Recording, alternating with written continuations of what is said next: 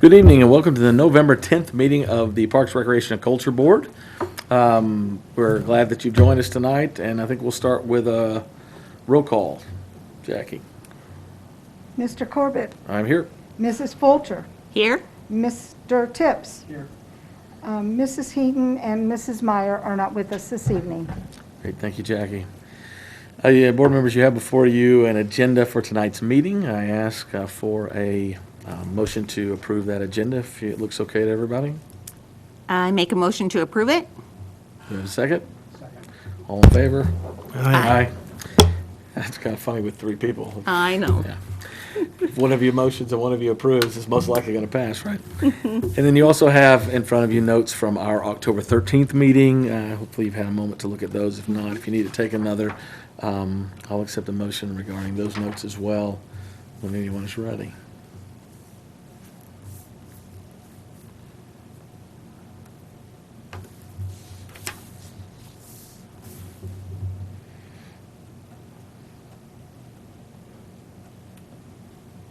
I make a motion to approve our minutes. Have a second? Second. All in favor? Aye. Aye. Okay, so that gets us right into the division report, and I believe Tyler's going to start. Tell us a little bit about what's going on at the senior center.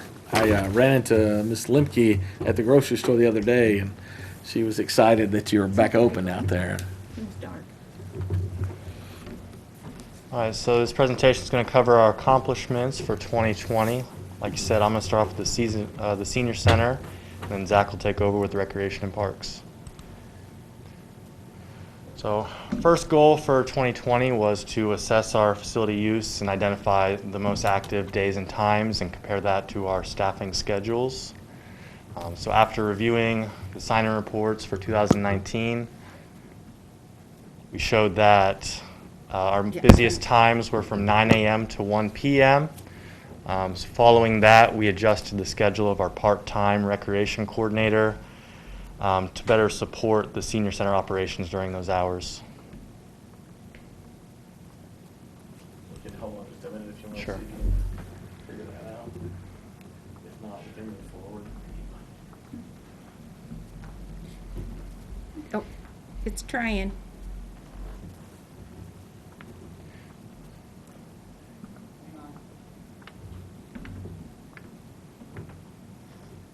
When you turned off your mic. I know, I think that's just a coincidence. I do too, but at first, oh, there. There you go. Sorry. No worries.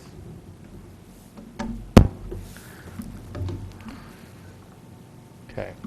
Goal number 2 that we have for 2020 was to create a facility maintenance plan. So we reviewed the current equipment through the facility, including fitness equipment, but also appliances in the kitchen, things like freezers, refrigerators, washing machine, dishwasher, things like that. And a replacement list was created with projected replacement dates to help us plan for the future. And then also the preventive maintenance of the fitness equipment is being done by myself right now. Goals 3 and 4 were to create a volunteer and transportation manual, respectively.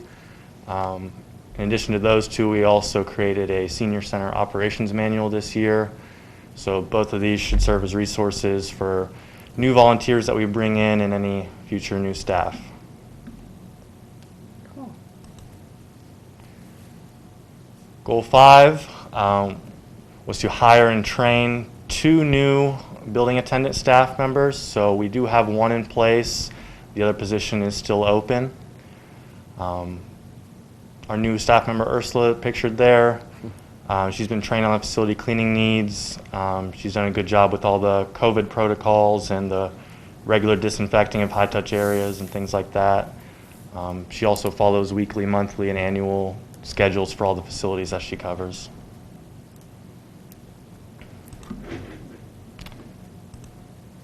Okay, so some other accomplishments outside of the goals that we set in 2019.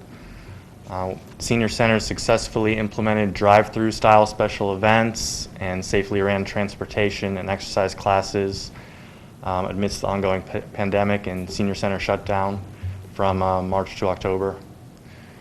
So we've really appreciated the public support on these drive-through events. They've been received very well, and the attendance has been great. They've also done a good job with the COVID protocols for the classes and making sure everybody stays safe. And to date, knock on wood, no positive cases throughout our members Wow. that we know of. Another accomplishment is we introduced several new classes this year, from Improve Your Balance and Ageless Grace, which are both classes funded by a Greene County Council on Aging grant, but also the addition of pickleball, which has been received very well. The court's set up there in our multi-purpose room at the Lafino Plaza, and we're getting good attendance, and it's been growing.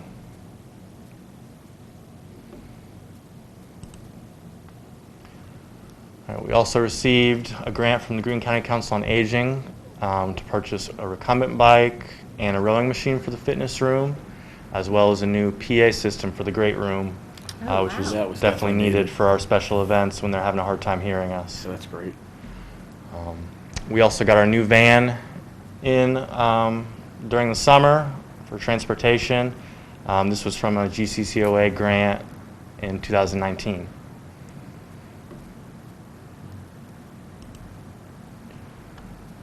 We've also had several big projects completed at the senior center during the shutdown.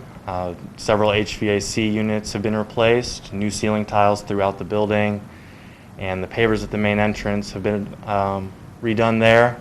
And I wish I had a before picture because it really does look much better. It's also much safer as it was a tripping hazard with the bricks sunken down.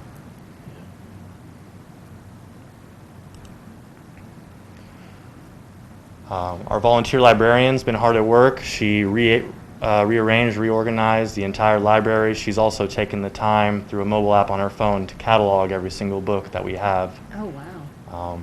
She's also following some different COVID procedures that our friends at the Beavercreek Library are doing as well. Only taking returns Monday through Thursdays so that the books kind of quarantine in a sense until they're restocked Monday morning.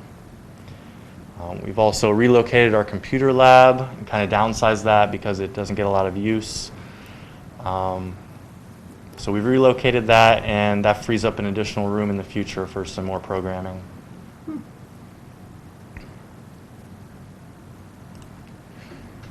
Last accomplishment for the Senior Center here is a partnership with Tivity Health to begin offering the Silver Sneakers program at the center. This program is covered by Medicare plans and provides gym access and fitness classes for older adults. So our eligible members will have their annual fees waived, and in return the city is reimbursed for each member visit by Tivity Health. So kind of a win-win. They want to get people in and exercising, and we're reimbursed for that. Cool. Any questions? Yes, I have a couple. So when did you start, Tyler? I started January 5th. Okay, so you got Almost about a year. two months and a week or two in before everything got shut down. Yep.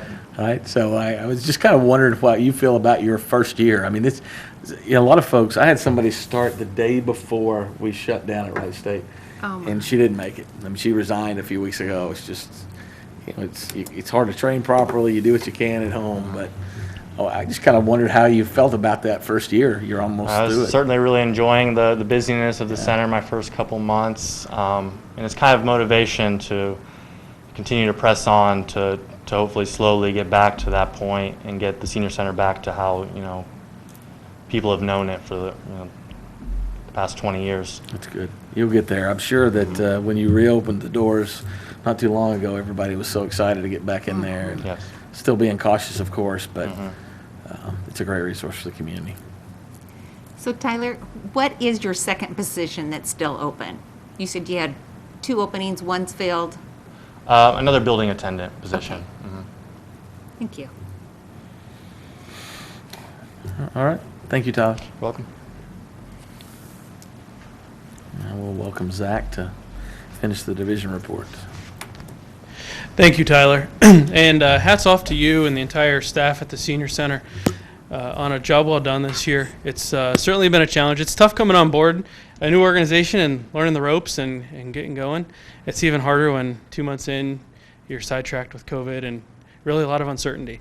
I think one of the best parts about what's happened at the Senior Center is we found a way to still modify, even during the shutdown, whether we were able to modify with drive-through events or we were able to modify as we were able to reopen. We were able to modify to provide a service to our community. And I think what also is great is we were able to keep that bigger mindset, that bigger picture, and we were able to complete a lot of projects within the Senior Center so that when we do reopen and we're back to full normal operations, it's going to be a better place for the members. So great job and keep up the good work. So moving on to recreation, and you'll see the trend continues for recreation with some of the goals we had originally set back at the beginning of the year. We've had to make a lot of modifications, very similar to the Senior Center. So the first goal in recreation was to increase facility use at Lafino Plaza and CI Beaver Hall. That's very hard to do when you're shut down. And now that we are reopened, we're open, both of these for rentals, but they're only at about 2/3 capacity. But we were closed from mid-March through July 8th. So obviously this goal is one that is unable to be achieved because of COVID, and we will move this goal to 2021. One of the great things, though, moving forward, Lafino Plaza is a fantastic place to reserve and use. But at CI Beaver Hall, we made a significant amount of upgrades at CI Beaver Hall this year. Everything from putting new chairs in, new paint and trim work on the interior. Exterior was also repainted, new landscaping, so that when we are able to get back to normal operations at CI Beaver Hall, it's a much nicer facility to rent out. I think one of the hidden blessings of the COVID situation was a lot of opportunity to get those kinds of things done. Yeah. And I'm glad you guys took advantage of that. Yeah. Second goal was to expand summer camp and the partnership with Beavercreek City Schools.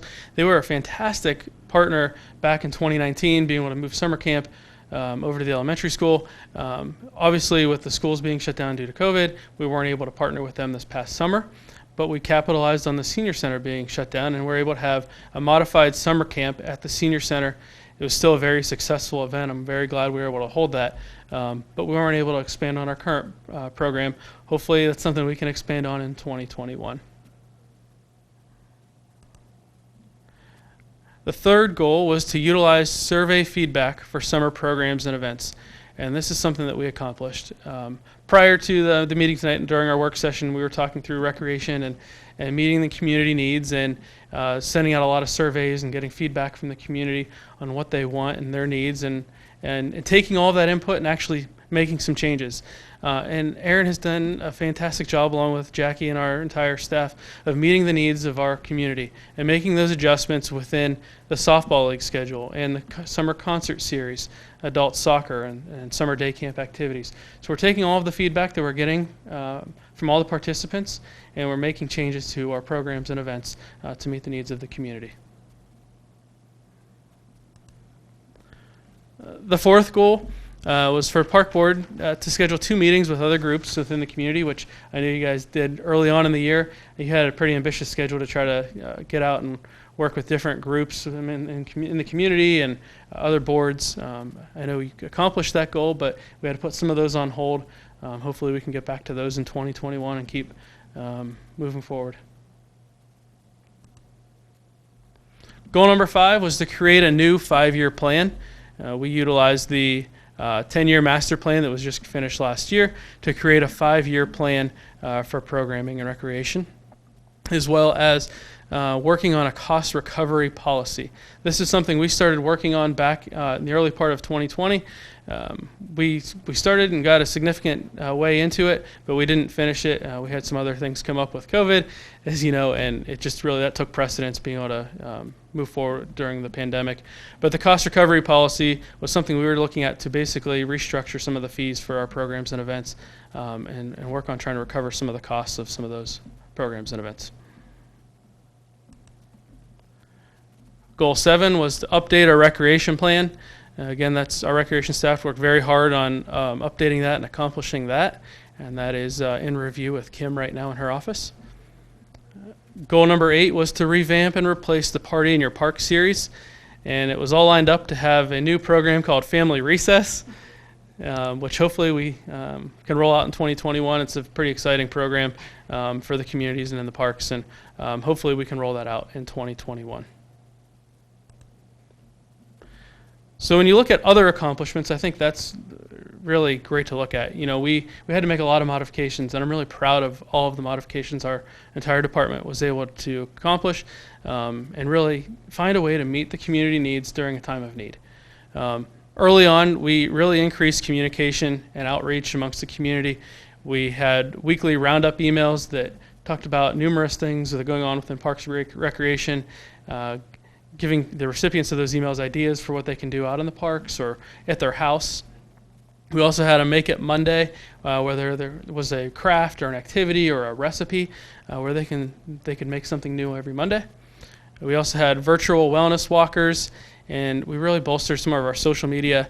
A lot of events, and communication going out through social media. We had a Find the Street Art Beaver contest and an egg decorating contest, and really just trying to drive a lot of social media content. We had a lot of in-person programs that we were able to adjust. Like I just said earlier, we were able to have summer day camp and modify, and it was a very successful summer day camp. We were able to have adult softball and soccer leagues. And recreation classes were able to begin in June, all with modifications. But again, being able to provide opportunities for the community was a great thing. And having a modified Memorial Day and Veterans Day ceremony. We had a virtual summer concert series this year.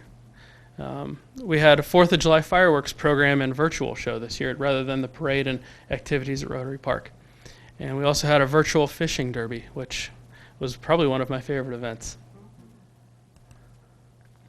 And I think one of the coolest events we had was the Tri-Truck. It gets hundreds of kids every year to the municipal maintenance facility to climb in and try out all the different trucks and really have fun. And all these different community groups and businesses and public service groups are able to come in and just bond with all the community. And they're still able to do that this year in a drive-through event. We had over 200 cars and 400 kids come through that event. And that was recreation. And as we start moving into some of the goals within our park system, one of the top goals was to perform an ADA accessibility assessment of all of our park facilities.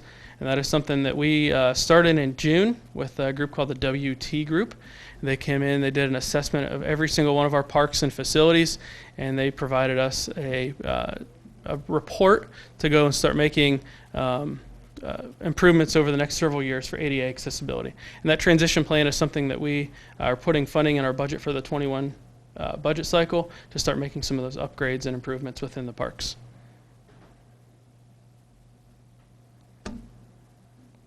Sorry, bear with me. Goal 2 is to repave the road within Rotary Park, all the way from Dayton Xenia back to the Ball Diamonds. This was completed early on during the pandemic, which was a blessing because that's a very busy roadway, and the decreased use made it a lot easier to pave. And if anyone's been back into Rotary Park this year, you probably really appreciate the new asphalt. Third goal was to replace the fishing dock at Dominic Lafino Park. That was something we noticed last summer. We started to have some structural problems with the existing dock, so we put it in the budget and got this replaced early on in March this year. It's a new floating dock. It's in a new location. It's great. It's pretty much zero maintenance. You may have to wash it off every now and then, but it's a fantastic dock, and we can always add on to it. So all of those sections can be added onto. Goal 4 was to create walking trails at Fox Run Park with tree identification signage. This is a project we are very happy to have completed. We worked in coordination with the Tree Advisory Board, our city park staff, and the Girl Scout Gold Award candidate, Catherine Ress, on finishing the Tilt Trail. If you have not been out to Fox Run Park, I encourage you to get out there. It's located off of Southfield Drive on the south part of town. It's a 1-mile walking loop. There's 12 trees on that trail for identification. Several of the trees are over 250 years old. It's a great place. So I encourage everybody to get out there and check that out, especially now while we still have some nice weather. Goal 5 was to plant 1 acre of wildflower pollinator area. With my experience at the golf course, I found that the best time to plant these areas is in the spring. And with the shutdown right during the end of March and early April, we did not have an opportunity to plant the wildflowers. So that's something we're pushing back until 2021. But we are also working with the Beavercreek Wetlands Association to develop about 2 acres of native prairie at Rotary Park as a part of their spotted trail phase 1. So they will be coming in this fall and starting to remove through some pesticide sprays the reed canary grass that's back behind the playground at Rotary Park. And they'll continue killing all of that grass through the spring and summer, and then it'll be replanted with native prairie next fall. So it's a long process, but the reed canary grass can be difficult to control, and then we will work with them to get all that replanted.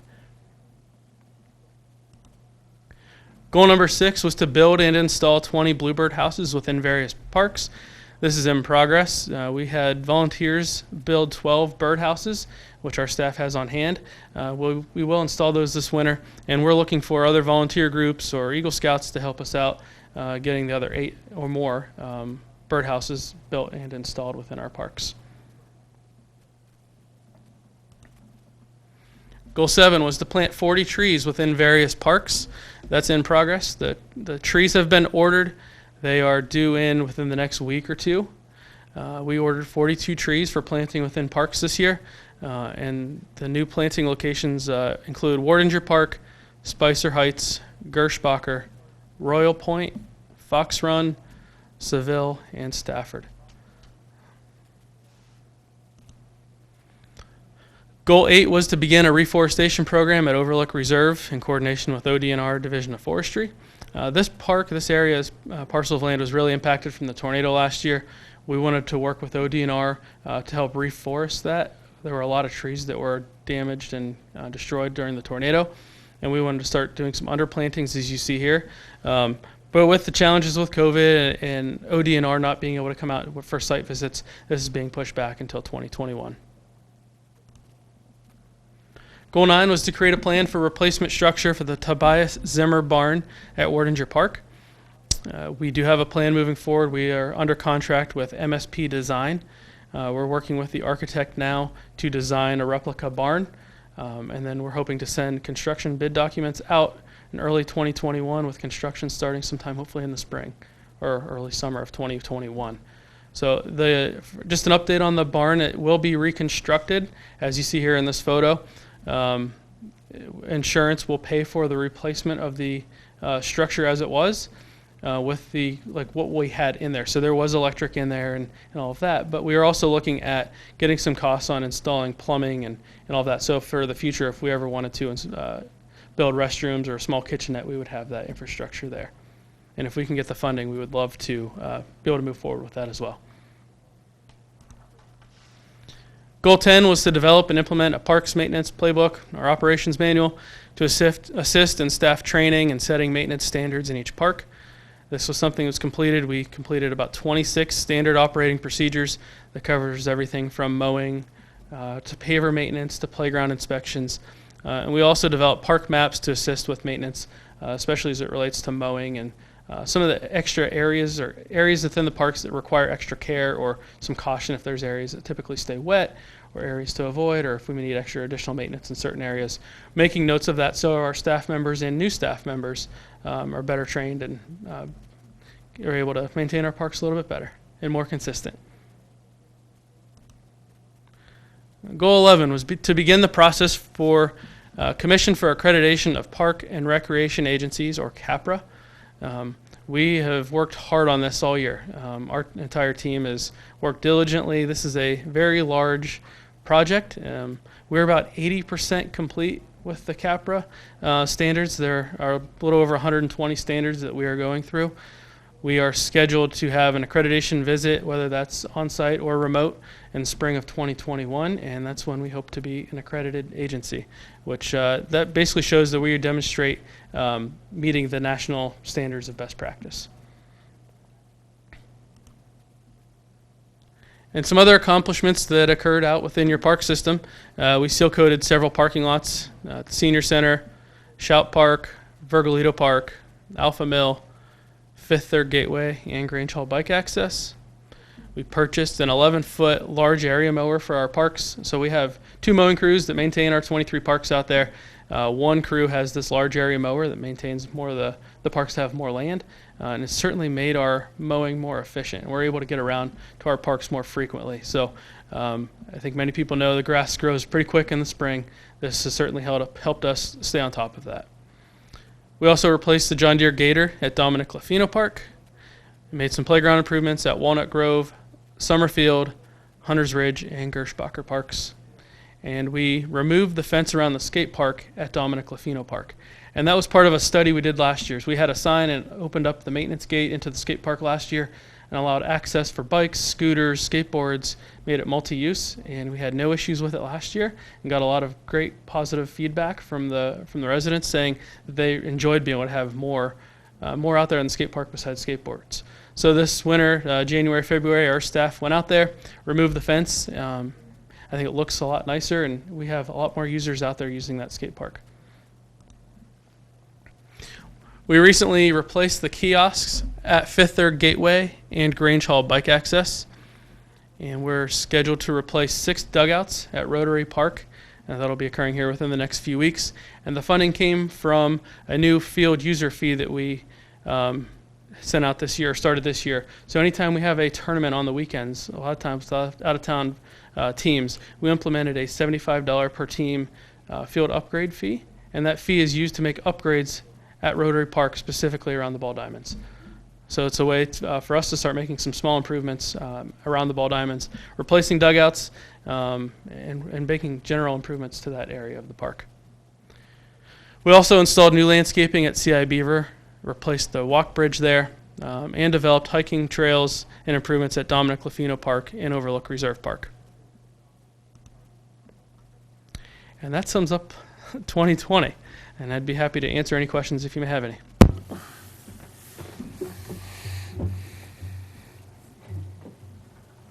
I don't have any. I have a couple quick ones. The wetlands, I was excited to hear that we're working with them. Kevin, I can't remember his last name. I think he's the president of the Wetland Association now. Dave Nolan, yeah. And Ken Moran. Ken Okay. Moran, right.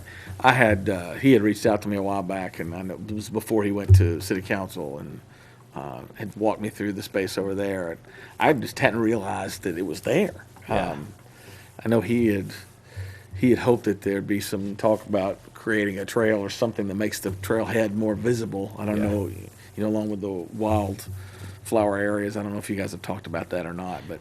Yeah, we have. We've met with him several times, and the board and some staff from the wetlands, and it's a great plan. It's a 7-year plan they have to create the Spotted Turtle Trail, which really will run from essentially Beavercreek Station all the way up to Pearl's Fen in Fairborn.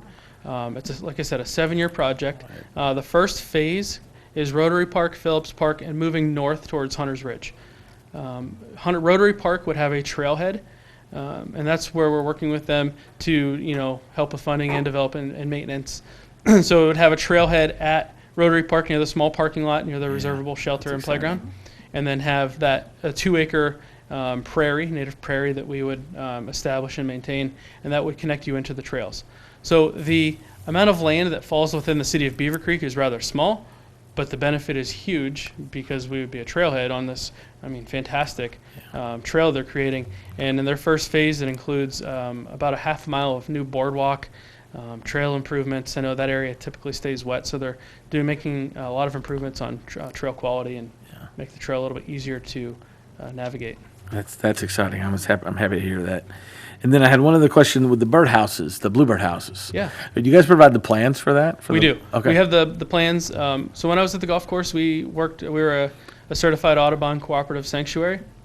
And in part of that, we worked with the Ohio Bluebird Society, and we have the specific plans on building the bluebird houses. So if anyone is interested in building birdhouses, we have the plans, and we will work with volunteer groups or scouts or organizations if they need help in purchasing some of the material. We would be willing to help do that. I'd definitely like to do at least one, maybe a couple. My grandfather, that's one of the lasting memories I have of him is he built birdhouses, and before he passed away, he built one for all the grandkids, and I have it in my backyard, bluebird houses specifically. So, yeah, I'd love to do that in honor of him. Any other questions for Zach? Thank you, Great, Jack. thank you. So let's see, what's next on us is old business, and, Zach touched on it there near the end of the park report. Capra is still on our list, and before this meeting, Zach went through section 6 through 8, is that right? 5 through 7. I was giving you credit for 8, you should take it. 5 through 7. And you guys have already put in a ton of work on that, and I know you'll be relieved when it's done, but again, as you move forward into the final stages after the first of the year, anything we can do to help, we're happy to do so. And then for new business, you don't really have anything. We had talked about December. Typically, we don't have a December taped meeting. We'd typically do something social to celebrate the holidays, and with COVID, you can have a great plan one day and then it go completely out the door the next. And we know that our governor's going to share some thoughts and some updates tomorrow. So we talked earlier, and I think Zach had a good suggestion that we kind of wait and see how that goes. But we'll certainly look at if it's safe gathering in some manner in December, and possibly looking at the end of the rest of the sections for the Capra report. So, I think that's a solid plan, and we'll see what happens tomorrow. Is that okay with everybody? Sounds good. Any other new business? As we go down the agenda here, no unscheduled visitors tonight. And then as far as action item goes, I don't really have any either, until we kind of see what Governor DeWine has to say tomorrow. So let's go right into board time. Sharon, do you have anything you'd like to share? I just wanted to thank you guys for all of the work that you have done to get the Capra together and done. And you have an aggressive plan to have this done and turned in January. So, I mean, that's a lot. But I think I'm really most impressed about how much got done, even with this being shut down, all the accomplishments. That's just amazing. So, thank you. You guys are great. Dan? No. And I'll just echo what Sharon said. I've seen it in the recreation field that, I won't say we get in ruts necessarily, but we get in routines, and, you get used to doing kind of the same program over and over again, and maybe add a new thing here or there. This pandemic really, really required people to think creatively. To continue to meet those needs of our communities, and the amount of information that you shared on accomplishments is, even though we have to push a lot of things to next year, that's to be expected. But I think you should be proud of how you rose to the occasion, and we'll continue to. So we don't know how long this is going to last, and I think we'll be challenged if it continues for a while. We'll be challenged to take another step forward, and people are going to get tired of virtual programming, already are. So how can we go to the next level or continue to think of new ways to engage our folks, not just virtually, but in physical ways as well, safely. So our hats off to all of you. With that, I think that's the end of our agenda, and I will accept a motion to adjourn. I make a motion to adjourn. Do I have a second? All in favor? Aye. Meeting adjourned. Thank you.